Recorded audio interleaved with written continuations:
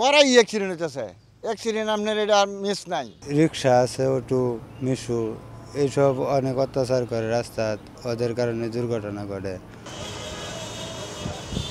ঢাকা ময়মনসিংহ মহাসড়ক ৪ লেনে উন্নীত হওয়ার পর থেকেই চলাচলে বেড়েছে গতি, সঙ্গে পাল্লা দিয়ে বেড়েছে সড়ক দুর্ঘটনা। ফায়ার সার্ভিসের দেয়া তথ্য বলছে, ময়মনসিংহ জেলায় গত ৬ মাসে সড়ক দুর্ঘটনা হয়েছে ২০৮টি। এতে ৫৩ জন নিহত ও ২ শতাধিক আহত হয়েছেন। এর মধ্যে শুধু ত্রিশালেই ঘটেছে ৮১টি দুর্ঘটনা। মৃত্যু ফাঁদে পরিণত হয়েছে ত্রিশাল। এসব দুর্ঘটনায় নিহতের পাশাপাশি পঙ্গুত্ব বরণ করেছেন অনেকেই। সড়ক বিভাজক অবৈধভাবে কেটে ইউটার্ন, উল্টো পথে গাড়ি চলা, অতিরিক্ত গতি ও ফিটনেসবিহীন গাড়ি, ওভারটেকিং, অদক্ষ চালক, থ্রি হুইলারের বেপরোয়া গতিতে চলা ও সড়কের নির্দেশনাগুলো না মেনে চলাই দুর্ঘটনার কারণ বলছেন সচেতন নাগরিকরা।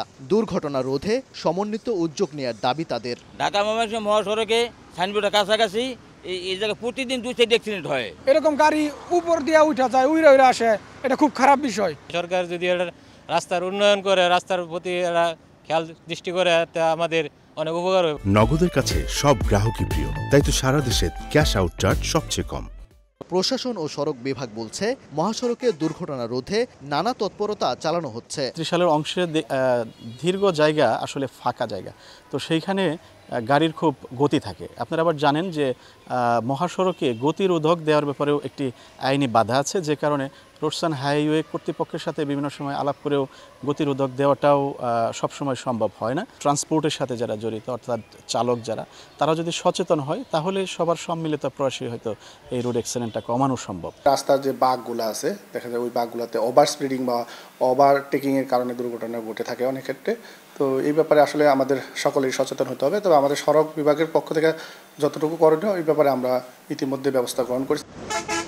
ঢাকা ময়মনসিংহ মহাসড়কের চুরখাই থেকে ভালুকা পর্যন্ত এভাবেই অবৈধভাবে সারিবদ্ধ করে রাখা হয়েছে বালু বোঝাই ট্রাক। কালেবদ্ধে অভিযানে ব্যবস্থা নিলেও কয়েকদিন পরই আবারও একই চিত্র। সড়ক দুর্ঘটনার জন্য এটিও অন্যতম একটি কারণ। এ ব্যাপারে কার্যকর পদক্ষেপ নেওয়ার দাবি যাত্রী সাধারণের। উবায়দুল হক, সময় সংবাদ, ময়মনসিংহ।